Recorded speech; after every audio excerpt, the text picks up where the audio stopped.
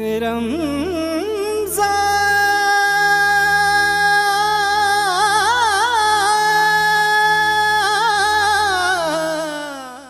پستی سے بلندی کی طرف پرواز کرتا ہوں، خدا کے نام سے الفاظ کا آغاز کرتا ہوں۔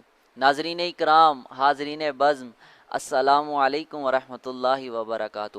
سلامتی ہو ان کانوں کی سماعت پر، اس دل کی ہر دھڑکن پر، اس قدم کی ہر آہٹ پر، اور اس جسم کے ہر سانس پر جو ہمیشہ حق کے متلاشی رہتی ہیں۔ الحمدللہ رب العالمین والصلاة والسلام علی سید الانبیاء والمرسلین۔ تمام تعریف و توصیف اللہ جل شانہ کی ذات بابرکات کے لیے جو مالک کل بھی ہے اور مالک شش جہات بھی۔ اللہ تعالیٰ کی تعریف و توصیف حمد و ثنا کے بعد بے حد درود و سلام ہو رب کے پیارے، امت کے سہارے، رب کے محبوب، دانائے غیوب، جلوہ صبح ازل، نور ذات لم یزل، باعث تکوین عالم، فخر آدم و بنی آدم، معصوم آمنہ احمد مجتبیٰ حضرت محمد مصطفیٰ صلی اللہ علیہ وآلہ وسلم کی ذات بابرکات میں اپنی محبتوں، عقیدتوں کا اخراج پیش کرنے کے بعد میرے معزز مہمان گرامی، السلام علیکم ورحمۃ اللہ وبرکاتہ۔ ناظرین اکرام، آج 25 رمضان المبارک کی خصوصی نشریات جو سوشل میڈیا پر نغمہ نور اسٹوڈیو کے آفیشیل پیج پر آپ کو یہ خالص نشریات دیکھنے کو ملتی ہے، کیونکہ اس میں کوئی بے حیائی نہیں ہے، کوئی گناہ کی کام نہیں ہے، بالکل خالصتاً اللہ اور اس کے رسول کی دین کی باتیں ہوتی ہیں، اور جو اہم پیغامات ہوتے ہیں وہ آپ تک پہنچائے جاتے ہیں۔ تو میں آپ سے گزارش کرنا چاہوں گا کہ آپ اس خالص نشریات کو شیئر فرما دیں، تاکہ دوسرے احباب جو ابھی تک ہمارے ساتھ کانٹیکٹ میں نہیں ہیں وہ بھی رابطے میں آ سکے، اور جو دین کا پیغام ہے وہ سب تک پہنچ جائے۔ تو ناظرین اکرام، اپنے مہمانوں کا مختصر سا انٹروڈکشن کرواتا چلوں۔ میری ایک جانب جناب قاری القرآ، فخر القرآ، جناب قاری محمد نعیم اتاری صاحب، آپ کو حضور میں خیر مقدم کہتا ہوں۔ آپ نے مجھے وقت دیا، اللہ آپ کو سلامت رکھے۔ اور انہی کے ساتھ نعت رسول مقبول صلی اللہ علیہ وآلہ وسلم کے گجرے نچھاور کرنے کے لیے حضور کی بارگاہ میں اپنی حاضری لگوانے کے لیے جناب علامہ محمد اسامہ صاحب، حضور آپ کو میں خیر مقدم کہتا ہوں۔ آپ میرے پاس تشریف لائے، اللہ آپ کو سلامت رکھے۔ تو ناظرین کرام، میں تلاوت قرآن پاک کے لیے جناب قاری القرآ، فخر القرآ، نجم القرآ جناب قاری محمد نعیم اتاری صاحب سے آپ ہمارے سینوں کو کلام الہی سے منور فرمائیں۔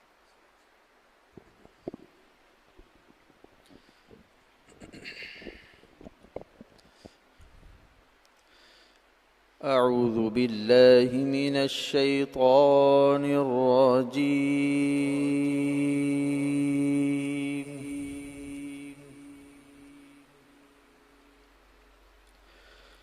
بسم اللہ الرحمن الرحیم۔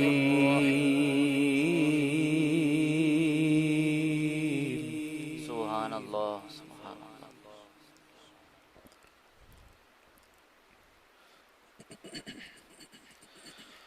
سبحان ربک رب العزة عما يصفون، سبحان اللہ، سبحان اللہ۔ وسلام على المرسلين،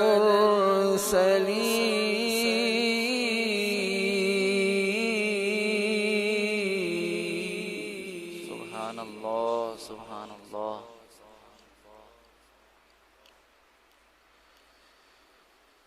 سبحان ربك رب العزة عما يصفون، وسلام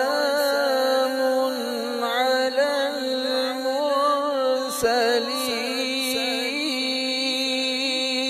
المرسلين۔ سبحان اللہ، سبحان اللہ، ماشاء اللہ، ماشاء اللہ۔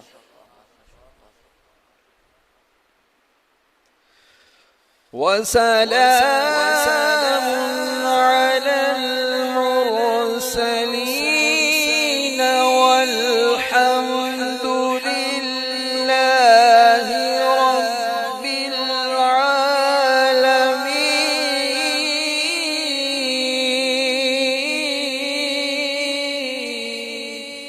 سبحان اللہ، سبحان اللہ۔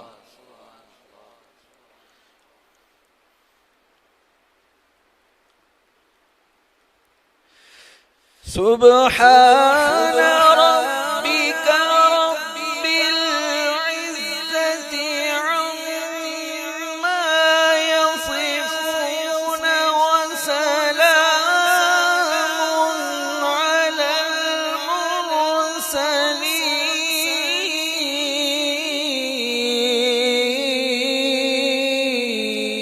المرسلين. سبحان اللہ سبحان اللہ ماشاء اللہ.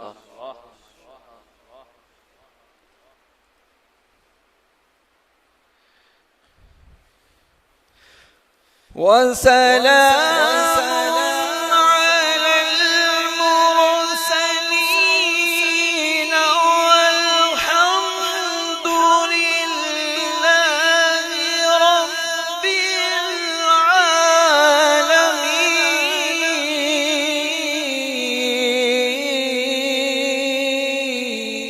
سبحان اللہ ماشاء اللہ ماشاء اللہ.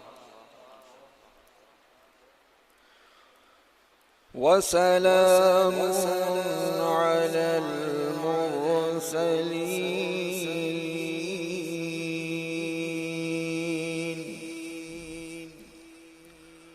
والحمد لله رب العالمين.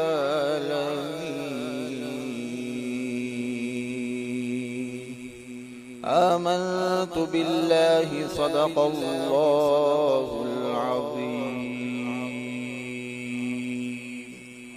سبحان اللہ سبحان اللہ. ناظرین اکرام، جناب قاری محمد نعیم اتاری صاحب بہت خوبصورت انداز سے تلاوت الہی سے ہمارے پروگرام کا آغاز فرما رہے تھے، تلاوت الہی سے ہمارے دلوں کو منور فرما رہے تھے. اللہ ان کو سلامت رکھے.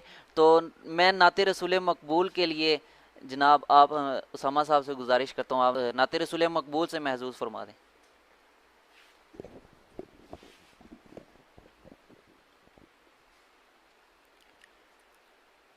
صلی اللہ علیہ یا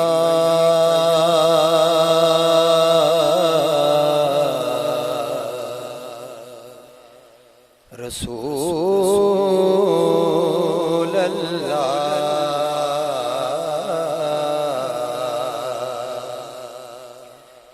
وسلم علیک یا حبیب اللہ. سبحان اللہ ماشاء اللہ.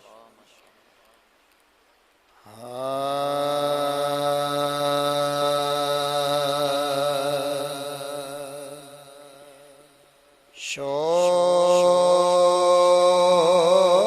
و نیاز و عجز کے سانچے میں ڈل گیا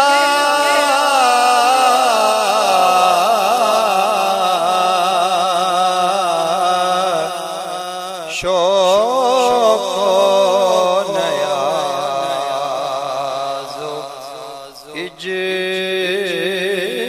کے سانچے میں ڈل گیا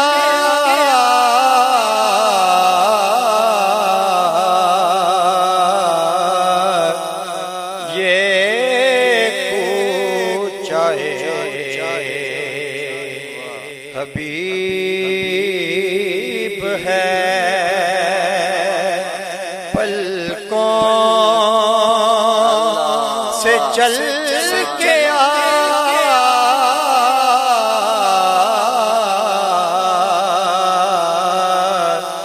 یہ پوچھائے حبیب ہے پلکوں سے چل کے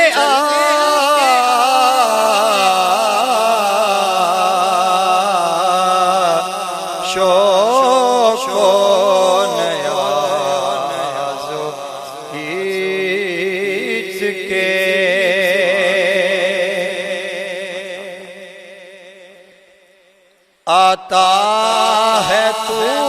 جو شہر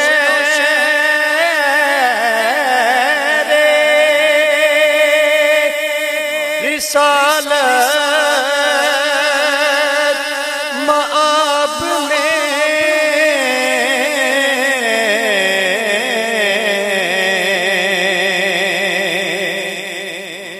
آتا ہے تو جو شہر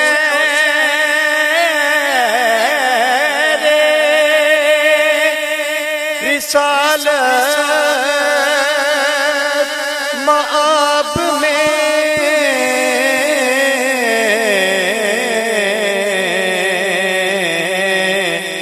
تو حرص و حوس کے دام سے باہر نکل کے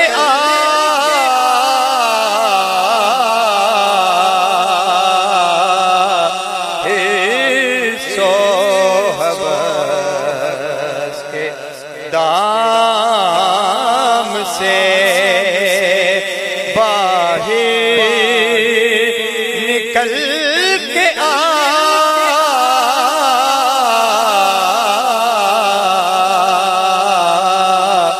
شوق و نیاز و عز کے سانچے میں ڈل کے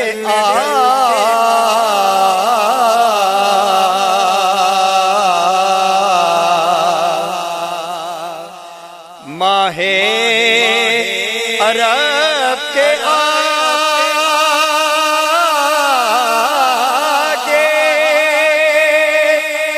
تیری بات کیا بنے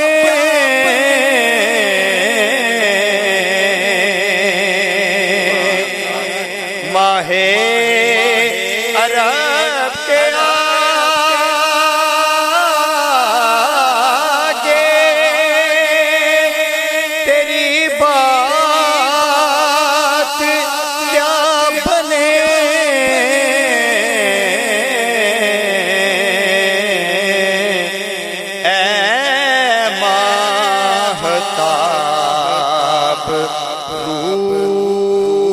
روپنا ہر شب بدل کے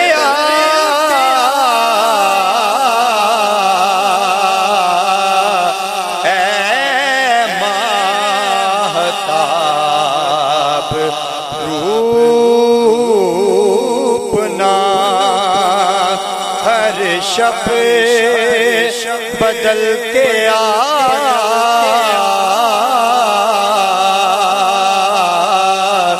شوق و نیاز و عز کے سانچے میں ڈل کے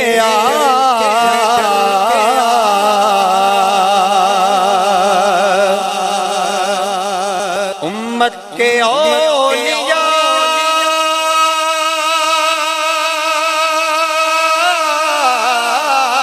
بھی ادب سے ہے دم بخود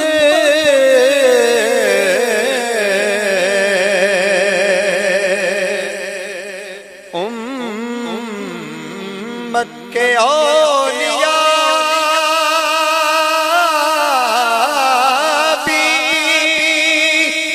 ادب سے ہے دم بخود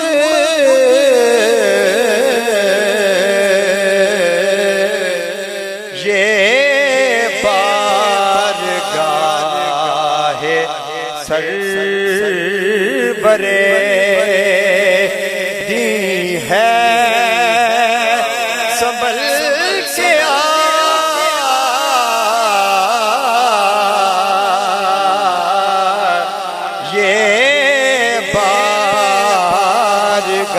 بارگاہ سرور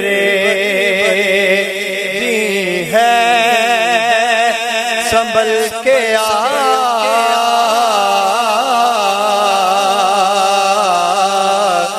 शौक़ को नयाज़ो इज्ज़ के सांचे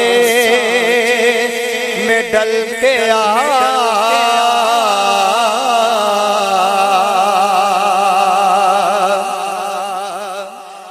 सोज़ो तबिश सुखन में अगर चाहता है तो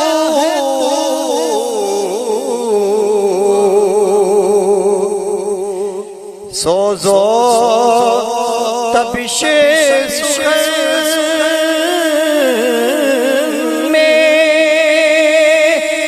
अगर चाहता है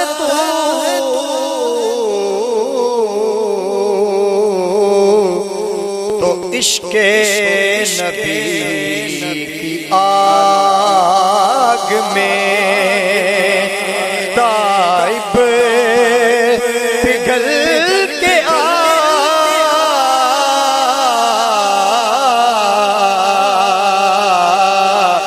इश्क़े नबी की आग में ताइब पिघल गया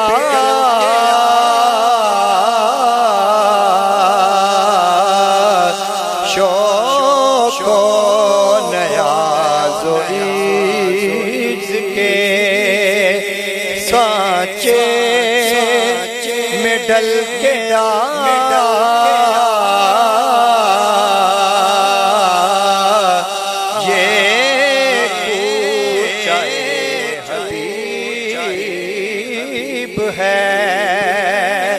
पलकों से चल के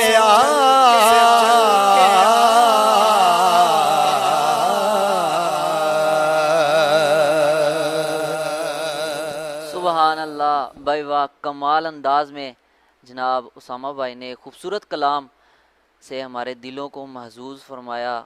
आका अलैहिस्सलाम के पास जाने के जो आदाब थे वो बड़े खूबसूरत अंदाज में आपने हमें पेश किए। अल्लाह ताला हज़ूर आपके इल्म में मज़ीद बरकतें अता फरमाए और इसी तरह हज़ूर की सनाखानी में आपको मसरूफ़ अमल रखे। अल्हम्दुलिल्लाह आप काफ़ी मसरूफ़ अमल नज़र आते भी हैं और दुआ भी यही है कि आप इंशाल्लाह मसरूफ़ अमल रहें। तो नाज़रीन इकराम, जो हमारी दूसरी नशिस्त होती है उलमा के साथ, आज का जो टॉपिक है वो भी बड़ा खूबसूरत है। लताइफ़ कुरान, तारुफ़ कुरान, कुरान के हवाले से है। और आज रात भी ताक रात है, हो सकता है शब कद्र हो, लैलतुल कद्र हो।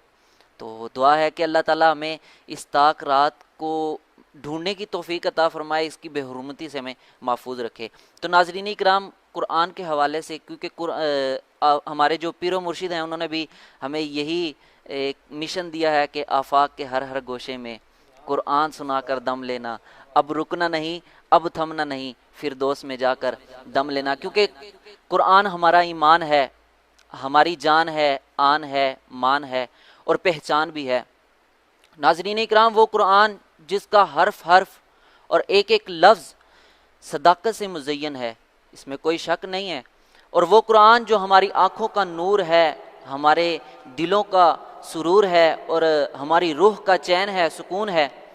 और वो कुरान जो इंसान को माँ की गोद से लेकर के कब्र की आगोश तक ज़िंदगी के हर हर शोबे में और हर हर कदम पर रहनुमाई फराहम करता है।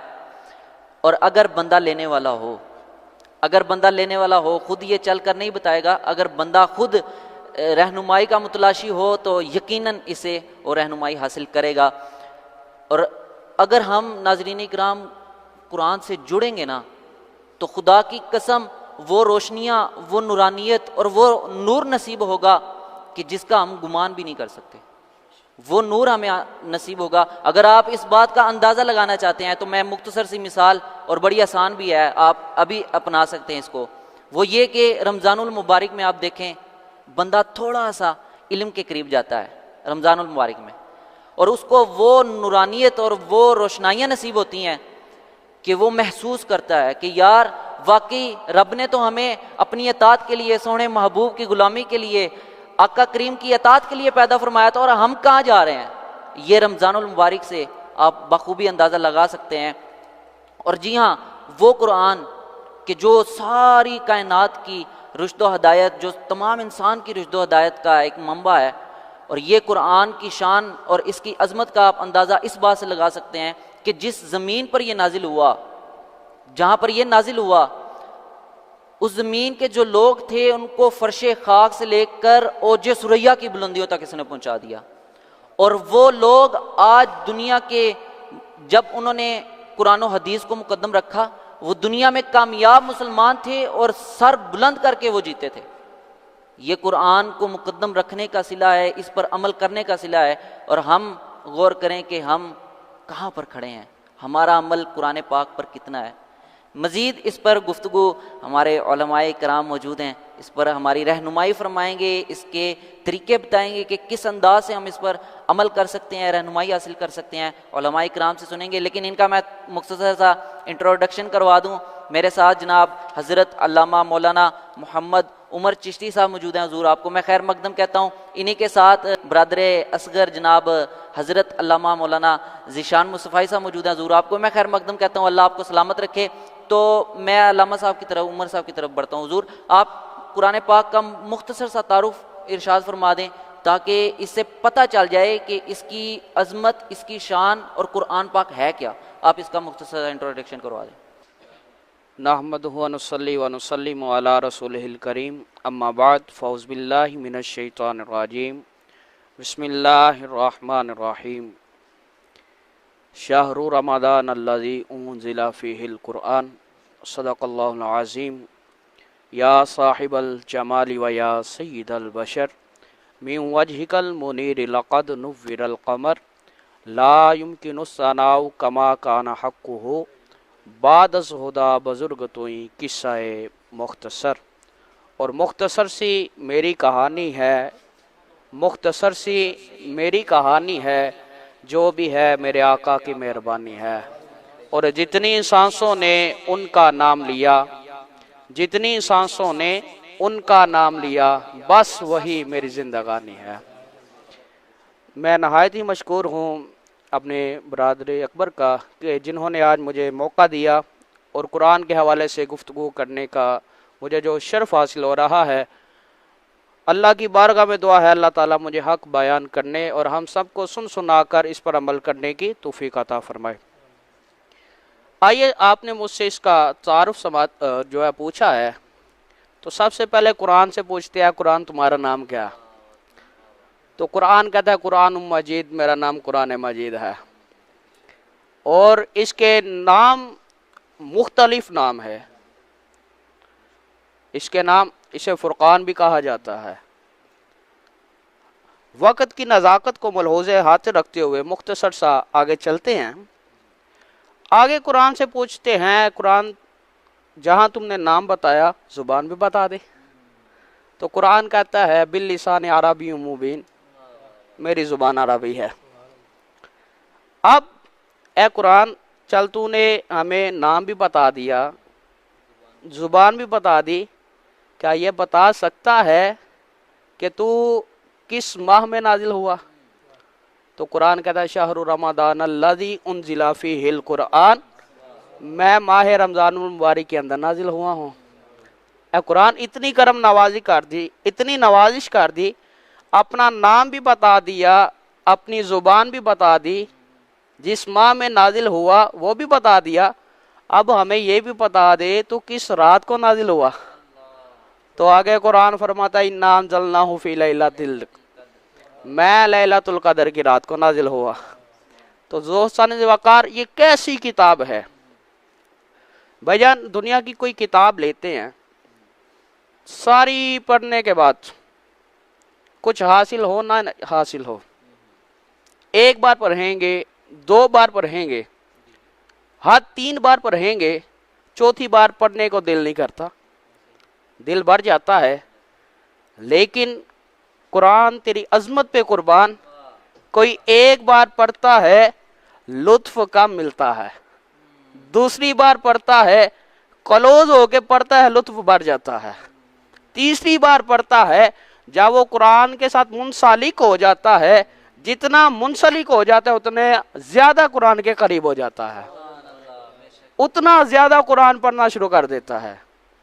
اور اس کی برکت کتنی ہے، دنیا کی کتاب لے لے علامہ صاحب تو وہ شروع میں لکھ دیتا ہے کہ بھائی جان اس کے اندر کسی قسم کی کوئی غلطی ہو، کوئی مسٹیک ہو، نقطے کی بات ہے، کوئی بھی غلطی نظر آئے، یہ میرا رابطہ نمبر ہے، اس پہ آپ نے مجھ سے کانٹیکٹ کرنا ہے، میرے ساتھ رابطہ کرنا ہے کہ بھائی یہ تمہاری غلطی ہے، یہ تم نے غلط لکھا ہے، اسے ٹھیک کرو۔ وہ کیا کرتا ہے، فون کرے تو ٹھیک کرتا ہے۔ لیکن قرآن مجید فرقان حمید ایسی کتاب ہے، شروع ہو رہا ہے، اللہ فرما رہا ہے ذالک الکتاب لا ریب، ذالک الکتاب لا ریب، کوئی بالکل بھی شک نہیں ہے فیہ، اس میں اللہ فرما رہا ہے یہ ایسی کتاب ہے، اس میں کسی قسم کا کوئی شک نہیں ہے۔ اور کیا ہے پھر، اللہ فرماتا ہے ھدی للمتقین، ھدی للمتقین، متقین کے لیے ہدایت ہے۔ اور آخر پہ ایک بات اور اللہ اسی کے بارے میں فرماتا ہے یضل بہ کثیرا ویہدی بہ کثیرا وما یضل بہ الا الفاسقین۔ دوستو وقار، اگر ہم قرآن کے ساتھ منسلک ہو جائیں، قرآن کو پڑھنا شروع کر دیں، اگر اس میں رضا اللہ کو ڈھونڈنا ہو، اللہ کی رضا ہو، تو یہ قرآن ہمیں بہت سے لطف دیتا ہے، بہت سا کمال دیتا ہے۔ ہماری آوازیں، ہمارا سوز، ہمارا گداز قرآن کے مطابق ہو تو سننے والوں پہ بھی اثر ہوتا ہے۔ اور اللہ کی بارگاہ میں دعا ہے اللہ تعالی ہمیں اس قرآن کے ساتھ للہیت کے ساتھ چلنے کی توفیق عطا فرمائے۔ شاعر نے کیا خوب لکھا ہے کہ سلاطین عالم اپنی جگہ ہے، دو جگ کا سلطان اپنی جگہ ہے، سلاطین عالم اپنی جگہ ہے، دو جگ کا سلطان اپنی جگہ ہے، بدلتی رہی آسمانی کتابیں، بدلتی رہی آسمانی کتابیں، پر میرے محمد کا قرآن اپنی جگہ ہے۔ اس کی یہ کیوں نہیں بدل سکتا؟ کیونکہ اس کی حفاظت کا ذمہ خود میرے خدا نے لیا ہے، تو اس لیے اس کی نہ زبر زیر پیش کوئی بھی چیز قطعاً بدل نہیں سکتی۔ تو ناظرین اکرام، علامہ صاحب بہت ہی خوبصورت الفاظ سے اور جامعہ جو الفاظ سے قرآن پاک کا انٹروڈکشن کروا رہے تھے، تو میں ساتھ ہی ذیشان صاحب کی طرف بڑھتا ہوں۔ حضور آپ حدیث مبارکہ کے حوالے سے فرما دیں۔ الحمدللہ رب العالمین والصلاة والسلام علی سید الانبیاء والمرسلین، اما بعد فاعوذ باللہ من الشیطان الرجیم، بسم اللہ الرحمن الرحیم۔ علامہ صاحب جیسے آپ نے قرآن کی عظمت کے بارے میں آپ نے کہا، اس کے بارے میں ایک حدیث مبارکہ آپ کے سامنے عرض کر دیتا ہوں کہ نبی کریم علیہ الصلوۃ والسلام نے ارشاد فرمایا کہ رب کائنات نے سورہ یاسین اور سورہ طٰہٰ کی تلاوت فرمائی۔ کب تلاوت فرمائی؟ جب زمین بنی، قبل ان یخلق السماوات والارض، جب زمین بنی آسمان بھی نہیں، کوئی چیز نہیں تھی، اس وقت میرے رب نے اس قرآن کی عظمت کو بیان کیا۔ انسان کی تخلیق سے 1000 سال پہلے میرے رب نے اس قرآن کی عظمت کو بیان کیا، اور وہاں قرآن کی عظمت کو بیان کرنے والی رب کائنات کی ذات ہے، سماعت کرنے والی فرشتوں کی ذات ہے۔ آج قبلہ قاری صاحب قرآن کی تلاوت کرتے ہیں، سننے والے مجھ جیسے گناہگار ہوتے ہیں، یار وہاں تلاوت کرنے والی رب کائنات کی ذات ہے، سماعت کرنے والی فرشتوں کی ذات ہے۔ تو پھر قرآن سن کے کہا کیا گیا؟ فرشتوں نے اس وقت کہا تھا، کہا توبہ لِأُمَّةٍ يَنزِلُ هَذَا عَلَيْهَا، کہا اس امت کو مبارک ہو جس امت پر یہ قرآن نازل کیا جائے گا، کہا اس امت کو مبارک ہو جس امت پر قرآن نازل کیا جائے گا۔ تو پھر آگے کیا کہا؟ آگے کہا توبہ لِأَجْوَافٍ تَحْمِلُ هَذَا، کہا ان سینوں کو مبارک ہو جن سینوں میں قرآن حفظ ہو جائے گا۔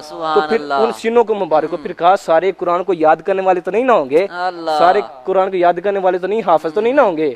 تو فرشتوں نے اس وقت کہا تھا، کہا توبہ لِأَلْسِنَةٍ تَتَكَلَّمُ بِهَذَا، کہا ان زبانوں کو مبارک ہو جن زبانوں سے قرآن پڑھا جائے گا، ان زبانوں کو پڑھا مبارک ہو۔ تو میرے رب نے اس وقت اس قرآن کی عظمت بیان کی جب زمین بھی نہیں، انسان کی تخلیق سے 1000 سال پہلے اس میرے رب نے اس قرآن کی عظمت کو بیان کیا۔ تو یہ حدیث مبارکہ تھی جو میں نے آپ کے سامنے پیش کر دیا۔ ناظرین اکرام، مبارکیں ہوں ان سینوں کو جن میں قرآن ہے، مبارکیں ہوں ان پڑھنے والی زبانوں کو جو قرآن کی تلاوت کرتی ہیں، اور پھر رمضان کے مہینے میں چونکہ رمضان قرآن کا ہی مہینہ ہے بے شک تو اس میں پھر ڈبل ثواب ہوتا ہے. تو امید کرتا ہوں کہ اگر والدین بھی اپنے بچوں کے لیے یہ ذہن بنا لیں کہ ہم بھی اپنے بچوں کے سینوں کو مبارک کر لیں تو بڑی خوش نصیبی ہے، بڑی سعادت ہے کہ اگر وہ اپنے بچوں کو قرآن پاک کی بدولت سے مالا مال فرما دیں. تو ناظرین اکرام، میں یہاں پر جناب ذیشان صاحب نے ہمیں جوائن کیا ہے. حضور بڑی خوبصورت انداز میں حضور کی ثناخوانی فرماتے ہیں. اللہ تعالیٰ آپ کو سلامت رکھے. حضور میں چاہوں گا آپ ہی ہمیں محظوظ فرما دیں نعت رسول مقبول سے.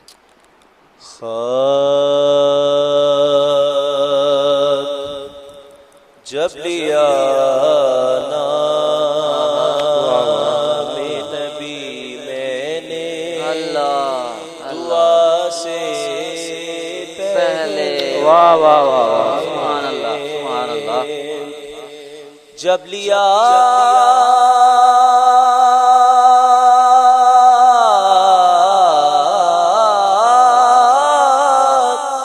نام نبی میں نے دعا سے پہلے میری آواز وہاں پہنچی صبا سے پہلے میری آواز وہاں پہنچی صبا سے پہلے اور کرنا منزل کی طلب رہنما سے پہلے کرنا منزل کی طلب رہنما سے پہلے ذکر محبوب سنا ذکر خدا سے پہلے ذکر محبوب سنا ذکر خدا سے پہلے اور بے وضو عشق کے مذہب میں عبادت ہے حرام بے وضو عشق کے مذہب میں عبادت ہے حرام خوب رو لیتا ہوں آقا کی ثنا سے پہلے اور دم آخر مجھے آقا کی زیارت ہوگی دم آخر مجھے آقا کی زیارت ہوگی ایک دن آئیں گے سرکار قضا سے پہلے ایک دن آئیں گے سرکار قضا سے پہلے اور ہم نے بھی اس درے اقدس پہ جمائی ہے نظر ہم نے بھی اس درے اقدس پہ جمائی ہے نظر جس جگہ منگتوں کو ملتا ہے صدا سے پہلے جس جگہ منگتوں کو ملتا ہے صدا سے پہلے اور نعت میں کیف و اثر کی ہے طلب تو مظہر مانگ لے سوز درے شاہ خدا سے پہلے جب لیا نام نبی میں نے دعا سے پہلے. واہ واہ واہ. ناظرین اکرام، بہت ہی خوبصورت انداز سے جناب ذیشان مصطفی صاحب حضور کی بارگاہ میں تحفہ عقیدت پیش فرما رہے تھے. اللہ حضور آپ کو سلامت رکھے، اور الحمدللہ مصلی کی سعادت سے بھی آپ مالا مال ہیں. حضور آپ کو مبارک بھی ہو مصلی کی. اللہ آپ کو اسی طرح قرآن پاک کی خدمت میں مصروف عمر رکھے. تو ناظرین اکرام، ہماری گفتگو لطائف قرآن کے حوالے سے چل رہی تھی. میں علامہ صاحب کی طرف بڑھتا ہوں. حضور آپ یہ ارشاد فرما دیں، جہاں قرآن پاک میں بہت سے واقعات ہیں لطائف قرآن کے حوالے سے، تو میں چاہوں گا ان میں سے حضرت سلیمان علیہ السلام کا آپ واقعہ میں پیش فرما دیں. بسم اللہ الرحمن الرحیم. جی، جس طرح قرآن مجید کے اندر کافی واقعات ہمیں ملتے ہیں، اور آپ نے حضرت سلیمان علیہ نبینا کا جو واقعہ آپ کے قرآن مجید فرقان حمید کے اندر، تو ایک وہ چونٹی والا واقعہ بھی بہت خوبصورت اور مشہور بھی ہے، لیکن آج ہم تخت بلقیس کے بارے میں مختصر سا جو ہے نا سماعت کریں گے. جی جی. تخت بلقیس ایک بہت بڑا تخت تھا جو لال و جواہر کے ساتھ سجا ہوا تھا. جلالین کے اندر اس کا مکمل جو ہے تعارف وہ لکھا گیا. اگر وہ سارا بیان کروں تو وقت درکار ہے. بے شک. مختصر اتنا سا کرتے ہیں کہ یہ تخت 7 دروازے لگے ہوئے تھے اور ہر دروازے پہ دربان کرا تھا. اس کے اندر یہ تخت محفوظ تھا، اور یہاں اس تک پہنچنا عام بندے کے لیے ناممکن کام تھا. یہاں پر اللہ کے نبی حضرت سلیمان، آپ نے فرمایا کہ وہ تخت کون لے کے آئے گا. آپ کا دربار لگا، تو آپ کے دربار کے اندر جس طرح آپ کو معلوم ہے جن بھی ہوا کرتے تھے، انسان بھی ہوا کرتے تھے، ہر ایک جو چیز تھی آپ کے دربار میں ہوتی تھی. ایک جن کھڑا ہوا اور کہنے لگا کہ مجھے 1 دن کا ٹائم دے دیں تو میں جو ہے وہ تخت لے کے آپ کی بارگاہ میں آ جاؤں گا. حضرت سلیمان علیہ نبینا فرمانے لگے نہیں 1 دن تو زیادہ ہے، مجھے اس سے پہلے چاہیے. اس واقعے سے ہمیں شان اولیاء بھی نظر آتی ہے. بے شک بے شک. مقام اولیاء جو اللہ نے اپنے نیک بندوں کو عطا کیا وہ بھی نظر آتا ہے، کیونکہ حضرت آصف بن برخیہ جو تھے وہ بھی اللہ کے ولی تھے، کتاب کا علم جاننے والے تھے، امتی حضرت سلیمان کے تھے، اس جگہ موجود تھے. تو آپ فرمانے لگے کہ میں اس تخت کو لے کے آؤں گا، اور کس طرح لے کے آؤں گا، کتنے وقت میں لے کے آؤں گا کہ آنکھ پلک کے جب بند کر کے ہم کھولتے ہیں اتنے سے وقت میں تخت لے کے آ جاؤں گا. اللہ اکبر. حضرت سلیمان آپ نے حکم دے دیا کہ ٹھیک ہے. آپ نے آنکھ بند کی، اتنی مسافت، اور جو میں نے پہلے عرض کیا ہے کہ 7 دروازے اور 7 دروازوں پہ دربان، اور اتنا وسیع، اتنا بڑا، اتنا اچھا تخت. آنکھ بند کی جب آن کی تو اس کے سامنے جو ہے تخت موجود تھا. اس سے ہمیں شان اولیاء بھی نظر ہوتی ہے کہ اس جگہ جہاں پہ جن انسان سے زیادہ طاقت رکھتے ہیں، جن نے کہا مجھے 1 دن لگے گا اور میں لے کے آ جاؤں گا. جن کا اور معاملہ ہے، لیکن انسان ہے. یہاں پر اللہ بتا رہا ہے اللہ جس بندے کو چاہے جتنی طاقت چاہے اسے عطا فرما دیتا ہے، جسے جتنی طاقت چاہے اسے عطا فرما دیتا ہے، کیونکہ وہ ان اللہ علی کل شیء قدیر ہے. اور اس کے بعد جب تخت آ گیا تو پھر آزمایا گیا. آصف بن برخیہ بتاؤ یہ کیا ہے، یہ کس طرح آیا؟ تو آپ کا انمول جواب اور ہمارے لیے سبق جو ہے، تو آپ نے فرمایا یہ میرے اللہ کا کرم ہے، یہ میرے اللہ کا فضل ہے، اس میں میرا کوئی کمال نہیں ہے.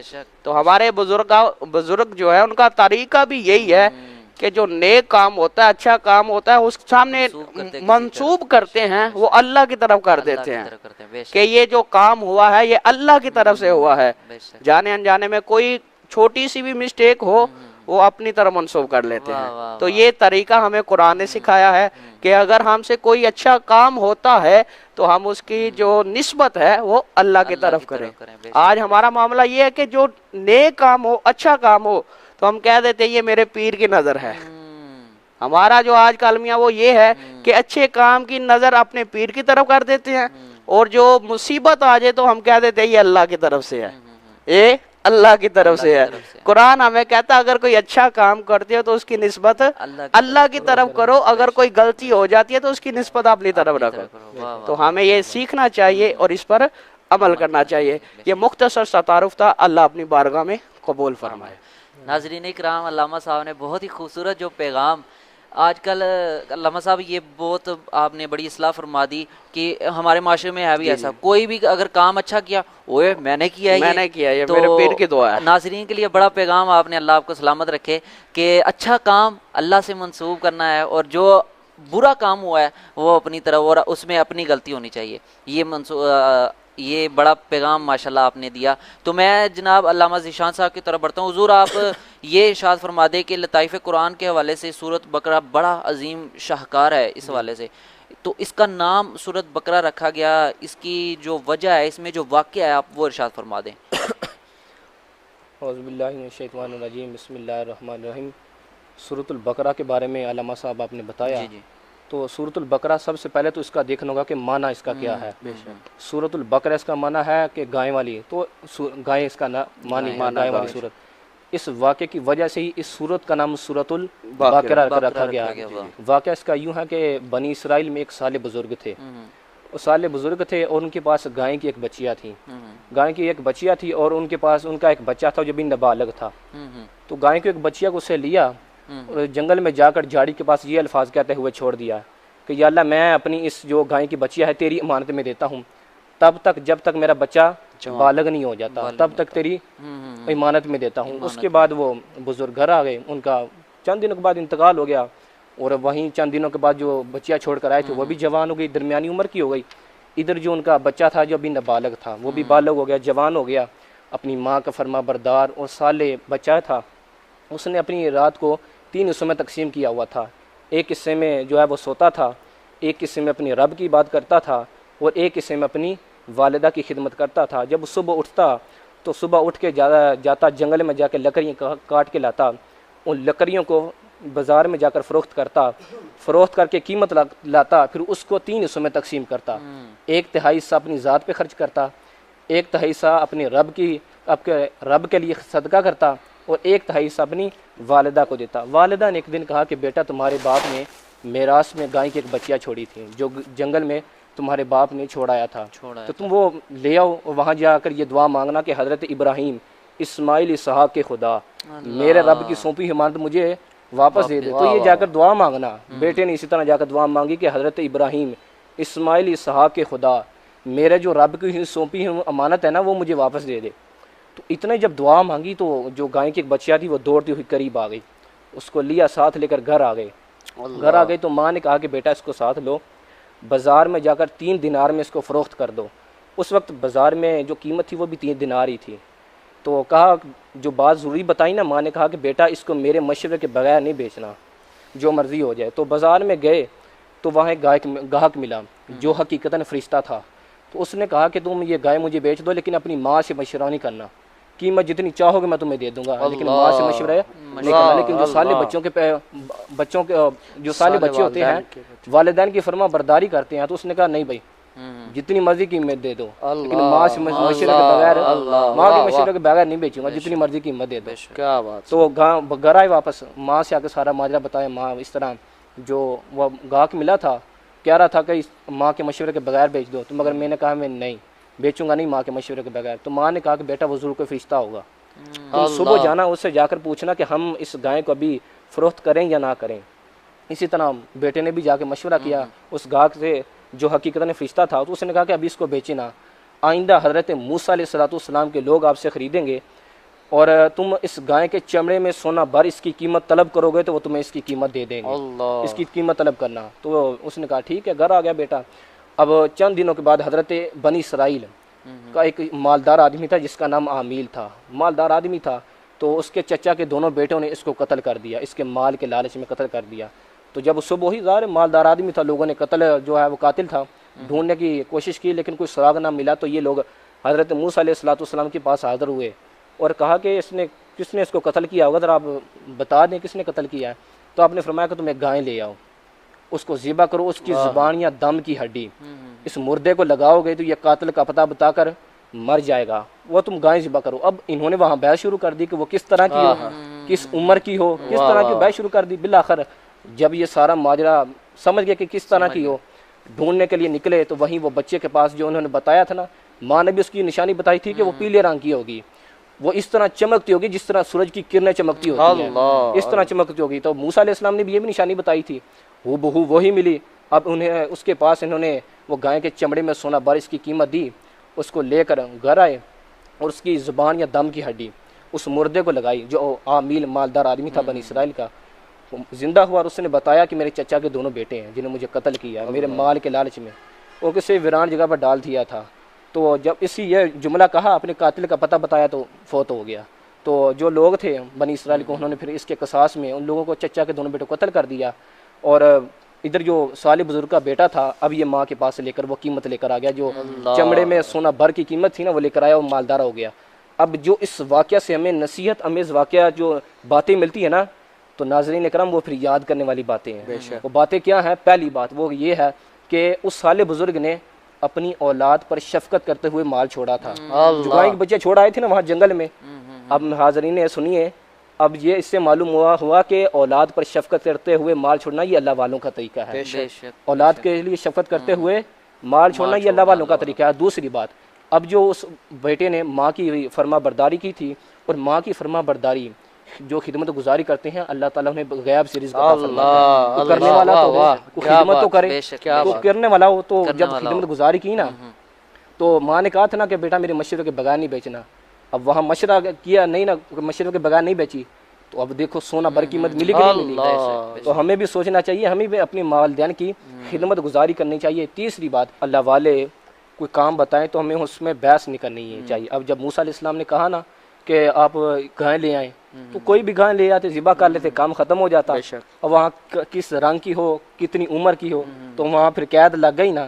اس طرح جب بعض ہوتا ہے کہ ہمیں بات مان لینی چاہیے جب کوئی کہے، بعض ہوتا ہے وہ اللہ کے ولی جو ہوتے ہیں، یا کوئی کہتے ہیں بھائی نماز پڑھ لو تم، یا کہتے ہیں کہ درود پڑھو، کتنا پڑھو، کتنا پڑھیں ہم، جب وہ کہتے ہیں تو پھر قید لگ جاتی ہے۔ تو اس واقعے سے جو میں نے باتیں عرض کی تو میں حاضرین سے عرض کروں گا ان باتوں کو جو ہے وہ پکڑنے، انہیں یاد کرنے، تو پھر یہ بہت انہیں سے ہمیں استقامت کا درس دیتی ہے۔ آمین۔ تو علامہ صاحب آپ یہ بھی ایک پیغام چھوٹا سا مختصر جو ہے اللہ کی ذات پر توکل کے حوالے سے آپ کو ناظرین کو پیغام دے دیں۔ یہ توکل کے حوالے سے قرآن مجید انتہا واقعہ ہے، لیکن میں اس میں سے جو زیادہ پوائنٹ والا واقعہ وہ میں آپ کے سامنے عرض کر دیتا ہوں کہ حضرت ابراہیم علیہ السلام آپ کو جب آگ میں ڈالا گیا نا، نمرود نے جب حضرت ابراہیم علیہ السلام کو اپنی قوم کے روبرو جب آگ میں ڈالا تو زمین آسماں کی تمام مخلوقات چیخیں مار مار کر لگی۔ خدا بندے کی اللہ کی بارگاہ میں عرض کی، یا اللہ حضرت ابراہیم علیہ السلام بھی نہ رہے تو کون ہے جو تیرا نام لے گا، کون ہے تجھے وحدہ لا شریک مانے گا، لہذا تو ہمیں اجازت دے کہ ہم حضرت ابراہیم علیہ السلام کی مدد کریں، انہیں جا کے بچائیں۔ تو اللہ تعالیٰ نے کہا کہ حضرت ابراہیم میرے خلیل ہیں، میرے دوست ہیں، تو میں ان کا معبود ہوں۔ اگر حضرت ابراہیم سب سے فریاد طلب کر کے مدد طلب نہ کریں تو تم سب سن لو کہ میں ان کا مددگار ہوں، میں ان کے لیے کافی ہوں گا، تم ان کا معاملہ میرے اوپر چھوڑ دو۔ تو اس کے بعد پانی کا فرشتہ آیا حضرت ابراہیم علیہ السلام کے پاس آیا، کہا حضرت اگر آپ اجازت دے میں تیز پانی کے ساتھ اس آگ کو بجھا دوں، کہا نہیں۔ اس کے بعد پھر پانی کا ہوا کا فرشتہ آیا، کہا اگر آپ اجازت دیں تو میں تیز آندھی طوفان کے ساتھ اس آگ کو اڑا دوں، کہا نہیں بھائی مجھے تم لوگوں کی ضرورت نہیں، مجھے میرا رب کافی ہے، میرا رب کا اللہ کافی ہے، مجھے تم لوگوں کی ضرورت نہیں، وہ جس طرح چاہے گا میری رب مدد فرما دے گا۔